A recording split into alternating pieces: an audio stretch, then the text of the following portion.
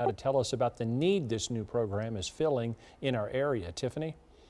Well, from 2012 to 2016, there were more than 330 deaths in kids ages 13 to 17 because of drugs or alcohol, and that's just in Potter and Randall counties. A lot of factors can lead kids to drugs. Everybody wants to be a part of something, whether it's right or wrong. Trauma, their friends, things like that, but mostly just wanting to escape whatever pain they might be in, kind of self-medicate or seeking pleasure, boredom, experimenting. Substance abuse can lead to dangerous consequences at all ages.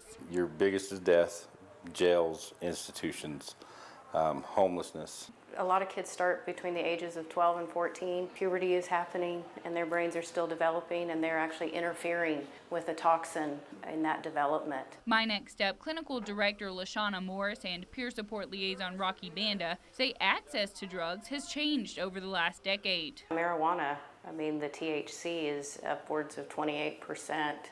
Not 2% like when I was a kid. So, things are worse. The access is there. Kids are exposed a lot sooner nowadays.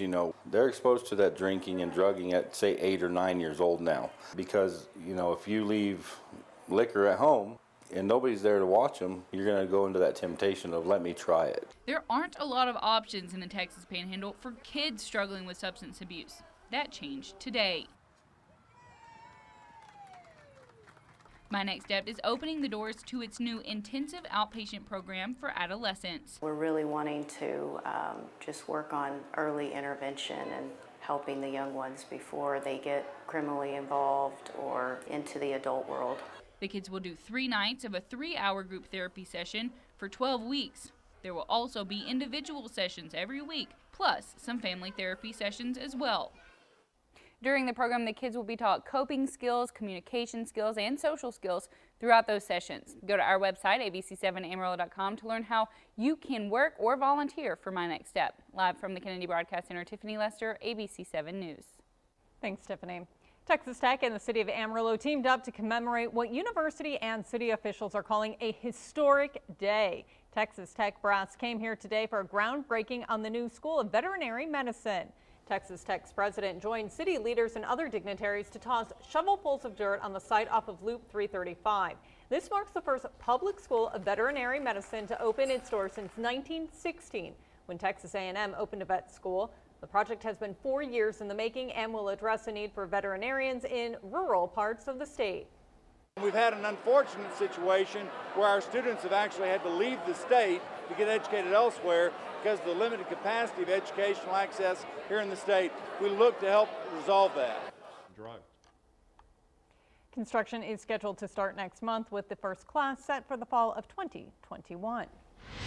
Amarillo College is now delaying a decision on action for a new site for the Amarillo Senior Citizens Association. The college originally asked the Senior Citizens Group to have a decision on the proposal by today, but now both AC and ASCA have agreed to extend the process. They say they're making good progress toward a workable solution, but need a little more time. AC says they are optimistic an agreement can be made in time for them to present it to the Board of Regents when they meet in late October. In Crime Watch tonight, 2 suspects were arrested yesterday after house burglary led to a standoff. The Moore County Sheriff's Office says when they arrived at the home in Cactus, they learned 2 people inside the home may have been armed. Several law enforcement agencies responded. A negotiator with the Moore County Sheriff's Office also arrived. The 2 suspects peacefully exited the home and surrendered. Charges are pending. 6 people have been arrested on drug charges after a 7-month-long operation in Texas and Oklahoma. It all started in Chillicothe, where a suspect bought 23 pounds of meth in separate buys from 2 people in Oklahoma. The street value of those drugs is estimated at $70,000. The investigation expanded into Vernon and then Oklahoma City. Officials say it tied into a larger investigation by Homeland Security into the Aryan Brotherhood and meth trafficking in both states. When we come back here on ABC 7 News at 10, top U.S. arms manufacturer is stopping civilian production of its most popular rifle. The one reason it's giving for discontinuing it next. And Facebook's founder returned to Capitol Hill today for more questions about whether his company needs tighter regulations over content and consumer protection. Plus, we saw some of those thunderstorms around the area today, lasting into the evening time tonight. We're going to take a closer look at radar, plus those rainfall totals, and we're not done with it just yet. We have more rain chances in your full forecast. That's coming up. You're watching ABC 7 News at 10 with David Bradley, Nicole Kahn, Lee Baker with sports, and Storm Surge 7 Chief Meteorologist Steve Kirsch. This is ABC 7 News, the Panhandle Spirit.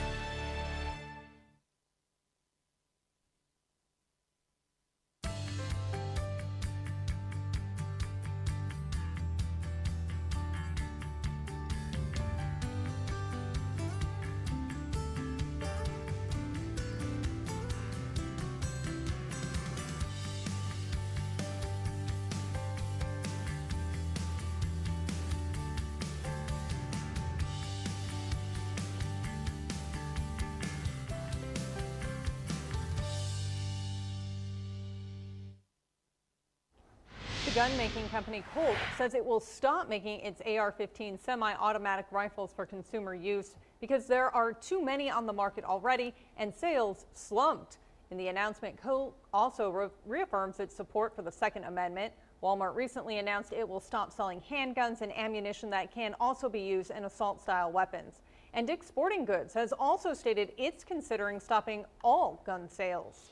A Florida man is on suicide watch tonight after he was accused of killing his wife and kids. Michael Jones Jr. appeared at a court hearing today where the judge denied bond. The 38-year-old is charged with murdering his wife and 4 children. He was arrested after he was involved in a car crash in Georgia. Deputies say they found his wife's body in his car. He then led deputies to the bodies of his wife's 4 children. He had fathered 2 of them. According to deputies, Jones could face 4 more murder charges once the bodies are identified. More trouble for New England Patriots wide receiver Antonio Brown. Nike canceled its endorsement deal with him after his former trainer accused him of rape and sexual assault.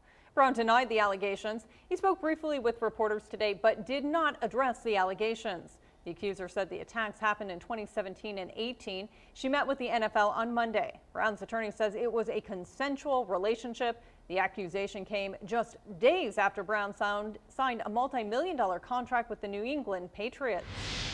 The House has approved a short-term funding bill that would avoid a shutdown at the end of the month. The bill extends funding at current levels through November 21st. That could potentially set up an end-of-year showdown over government spending. The measure now moves to the Senate for a vote. President Trump filed a lawsuit to keep his tax returns private. This week, a state prosecutor subpoenaed the president's longtime accounting company for those records. This marks the first time the president's legal team argued in federal court that the president should be immune from criminal investigations while in office. Former special counsel Robert Mueller acknowledged the Justice Department forbids federal charges against a sitting president. He left the decision to prosecute up to Justice Department leaders who declined to bring a case. The subpoena calls for 8 years of President Trump's personal tax returns and other financial statements related to the Trump organization. The prosecutor is investigating payments made to women who accuse the president of infidelity.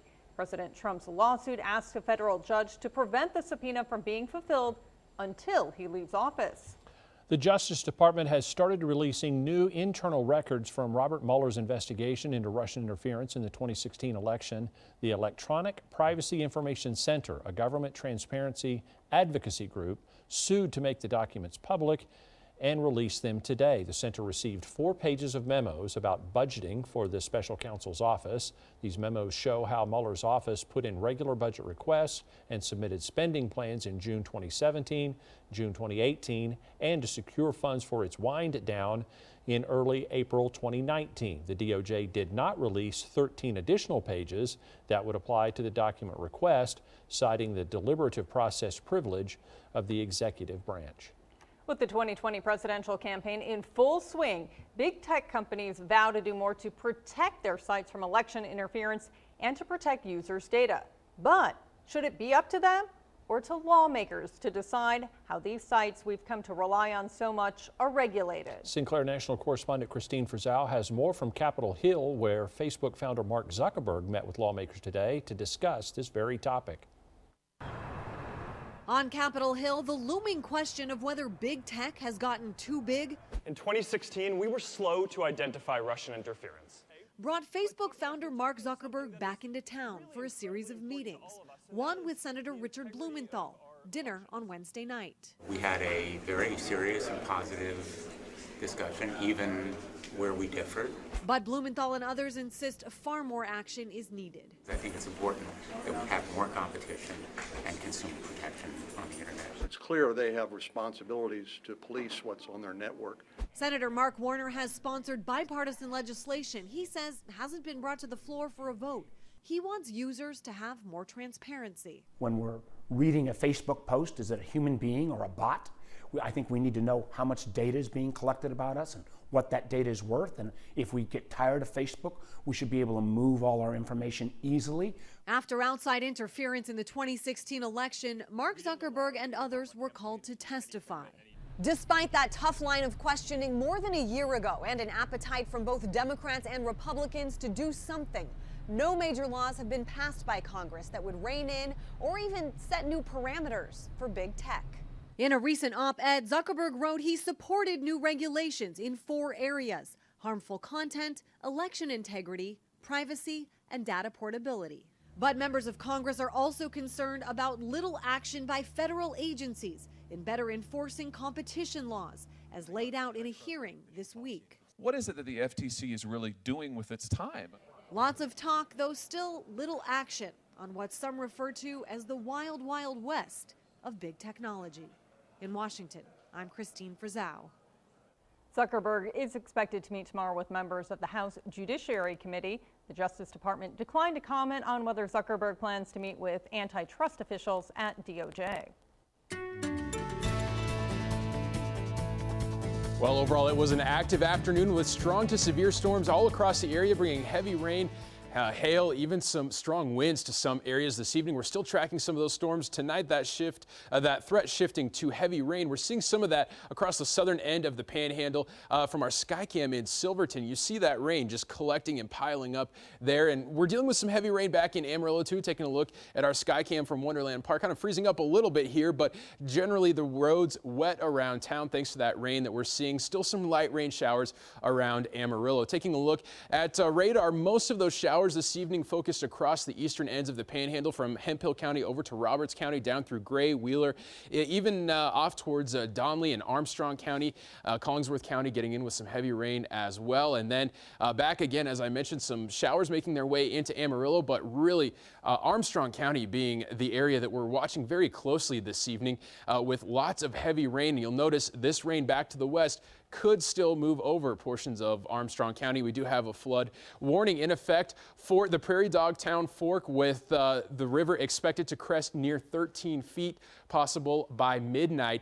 Several roads in the area reported being completely flooded, and so it's a good reminder for folks, not just in Armstrong County, but all across the area where we've seen these heavy rain showers today. If you are in one of these areas, just stay where you're at tonight. Don't try to pass any of these roads that may be flooded or underwater. Just a dangerous situation out there. Generally across town here, we saw those more impressive rainfall totals generally on the southern end of town, although still not doing too bad at Tascosa High School and Amarillo High, right about 1/4 of an inch. That's really right about where we're at Sleepy Hollow, getting in a little bit more with about 3/10 of an inch down there. On the southern end of town, back towards Canyon, over 1.5 inches for some areas. WT coming in close to 1.4 inches, and then just off to the east there, we're seeing over 1.5 inches, again, close to 1.5 inches there on the western end of Canyon. On those northwestern zones this afternoon, we saw about 1 inch in Hartley, Valley de Oro, only picking up about 0.05 of an inch, and then Boys Ranch doing really well, near 1 inch of rain there. Off in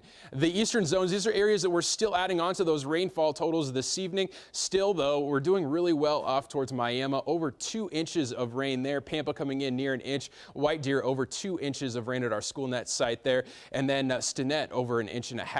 LX Ranch coming in with over 2 inches of rainfall at our SchoolNet site there. Again, these are the areas that we're concerned about this evening. Off into Armstrong County, heavy rains across the Prairie Dog River Ranch. 2 inches of rain at our SchoolNet site there. 2 inches off towards the east as well, even towards Headley right now, coming in right now at 0.2 of an inch. Clarendon coming in at just about 1/2 inch. Again, these are impressive rainfall totals, and these are numbers that we are still going to be adding on to through the evening hours tonight. Back in those southwestern zones, we still got some pretty good rain in Laz, buddy, about half an inch there. Hart coming in about half an inch as well. Again, putting things into motion for the rest of the night tonight. We're going to continue to watch those showers. We still may be waking up with some of those, making their way back into those western ends by tomorrow morning. 65 degrees is where we wake up. We're at 78 degrees by lunchtime, topping back out with highs in the 80s tomorrow. More widely scattered showers and storms possible by tomorrow evening, with those clouds sticking around the day. It's going to be mostly cloudy tomorrow. In fact, I don't think we see a whole lot of the sun. And by the time we get to Saturday, well, similar conditions, 86 degrees, and then we have a cold front that's going to make its way into the area, bringing another chance of rain back to the area.